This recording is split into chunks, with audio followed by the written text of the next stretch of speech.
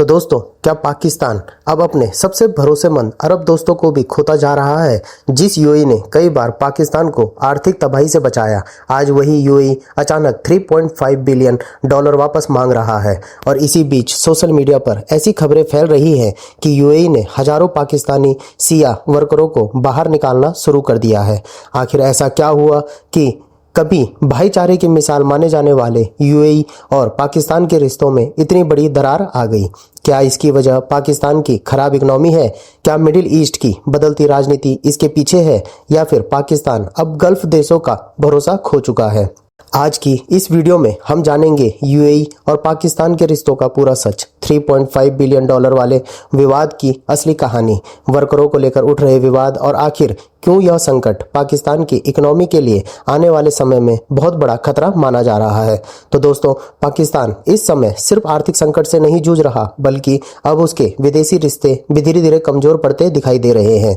एक समय था जब सऊदी अरेबिया, यूएई और दूसरे गल्फ देश पाकिस्तान को अपना सबसे करीबी सहयोगी मानते थे। जब भी पाकिस्तान आर्थिक मुश्किलों में फंसता, गल्फ देश अरबों डॉलर का कर्जा देकर उसे बचा लेते थे। लेकिन अब तस्वीर बदलती हुई दिखाई दे रही है। हाल के महीनों में ऐसी खबरें सामने आई हैं कि यूएई ने पाकिस्तान से अपने 3.5 बिलियन डॉलर वापस मांगने की बात कही। अब सोचिए, जिस देश की इकोनॉमी पहले से आईएमएफ के सहारे चल रही हो, जिसके फॉरेन रिजर्व लगातार दबाव में हो, जिसकी करेंसी कमजोर हो चुकी हो, उस देश पर अगर अचानक अरबों डॉलर लौटाने का दबाव आ जाए तो हालात कितने गंभीर हो सकते हैं। यही वजह है कि इस खबर ने पाकिस्तान की राजनीति से लेकर मीडिया तक हलचल मचा दी है। लेकिन कहानी सिर्फ कर्ज तक सीमित नहीं रही। सोशल मीडिया पर एक और दावा तेजी से फैलने लगा है कि यूएई कुछ पाकिस्तानी सिया वर्करों को बाहर निकाल रहा है।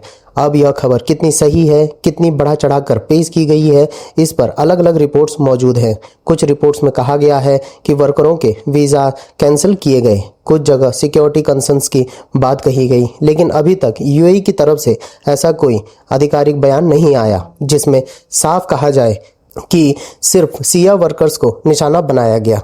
फिर भी इस खबर ने पाकिस्तान में एक नई बहस शुरू कर दी है और लोग पूछने लगे हैं, क्या गल्फ देशों का पाकिस्तान पर भरोसा कम हो रहा है? दोस्तों, इस सवाल का जवाब समझने के लिए हमें थोड़ा पीछे जाना होगा। यूएई और पाकिस्तान के रिश्ते कई दशकों पुराने हैं। लाखों पाकिस्तानी यूएई में काम करते हैं। कंस्ट्रक्शन सेक्टर हो या ट्रांसपोर्ट हो या होटल हो या बिजनेस सेक्टर, हर जगह पाकिस्तानी वर्कर्स बड़ी संख्या में मौजूद हैं। सिर्फ इतना ही नहीं, पाकिस्तान की इकोनॉमी में ओवरसीज पाकिस्तानीज का बड़ा योगदान है। हर साल अरबों डॉलर रेमिटेंस के रूप में पाकिस्तान भेजे जाते हैं। इन पैसों से पाकिस्तान की इकोनॉमी को ऑक्सीजन मिलती है। यानी अगर गल्फ देशों में नौकरी के मौके कम होते हैं तो इसका सीधा असर पाकिस्तान की इकोनॉमी पर पड़ सकता है। और शायद यही वजह है कि यूएई से जुड़ी यह खबर पाकिस्तान के लिए सिर्फ डिप्लोमेटिक इशू नहीं, बल्कि इकोनॉमिक टेंशन भी बन गई है। अब सवाल उठता है कि आखिर यूएई नाराज क्यों हो सकता है? इसके पीछे कई वजह बताई जा रही है। पहली वजह पाकिस्तान की आर्थिक इंस्टेबिलिटी। जब किसी देश की इकोनॉमी लगातार कमजोर हो जाती है तो निवेश करने वाले देश भी कॉशंस हो जाते हैं। पाकिस्तान बार बार आईएमएफ के पास बेल आउट पैकेज लेने जाता रहता है। कर्ज बढ़ता गया, इन्फ्लेशन बढ़ती गई और पॉलिटिकल इंस्टेबिलिटी भी खत्म नहीं हुई। ऐसे में गल्फ देशों को भी लगने लगा है कि पाकिस्तान को लगातार फाइनेंशियल सपोर्ट देना लॉन्ग टर्म सॉल्यूशन नहीं है। दूसरी वजह मिडिल ईस्ट की राजनीति। मिडिल ईस्ट इस समय दुनिया के सबसे सेंसिटिव रीजन बना हुआ है। Iran, Saudi Arabia, Israel, America, हर देश अपनी रणनीति बना रहा है।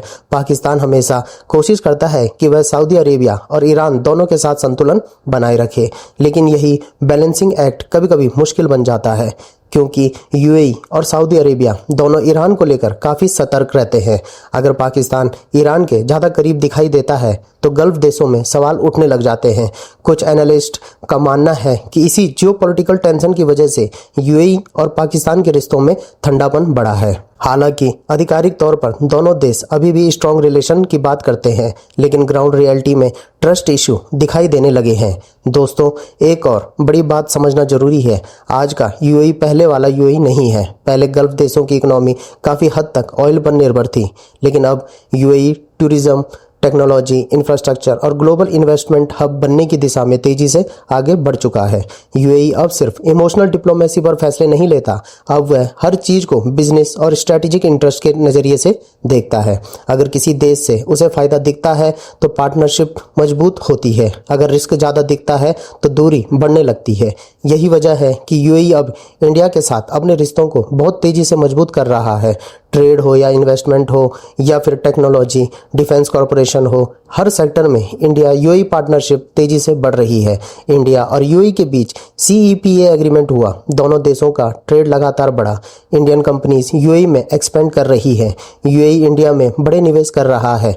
इसके मुकाबले पाकिस्तान लगातार इकोनॉमिक क्राइसिस में फंसा हुआ दिखाई देता है और इंटरनेशनल रिलेशंस में आखिरकार हर देश अपने नेशनल इंटरेस्ट को प्राथमिकता देता है। अब सवाल यह भी उठता है कि अगर यूएई वास्तव में पाकिस्तान पर दबाव बढ़ाता है तो उसका असर क्या होगा। सबसे पहले असर होगा रेमिटेंस पर। अगर गल्फ देशों में पाकिस्तानी वर्कर्स की हायरिंग कम होती है या वीज़ा रेस्ट्रिक्शन बढ़ती हैं तो पाकिस्तान में आने वाला फॉरेन एक्सचेंज प्रभावित हो सकता है और जिस इकोनॉमी को पहले से डॉलर क्राइसिस का सामना हो उसके लिए यह बहुत बड़ा झटका साबित हो सकता है।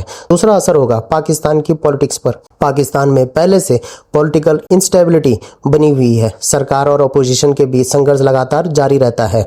ऐसे माहौल में अगर फॉरेन रिलेशन भी कमजोर पड़ते हैं तो सरकार पर दबाव और बढ़ जाता है।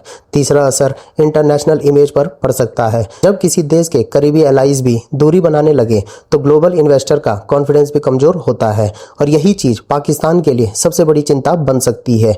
लेकिन दोस्तों, यहाँ एक बात और समझनी होगी, सोशल मीडिया पर कई बार खबरों को बढ़ा चढ़ाकर भी पेश किया जाता है। यूएई ने सभी शिया वर्कर्स को निकाल दिया, ऐसा दावा अभी तक पूरी तरह ऑफिशियली कंफर्म नहीं है। कुछ रिपोर्ट्स में डिपोर्टेशन की बात जरूर हुई, लेकिन उसके पीछे अलग अलग रीजन बताए गए हैं। इसीलिए हमें सेंसेशनल हेडलाइंस और वेरीफाइड इंफॉर्मेशन में फर्क समझना होगा।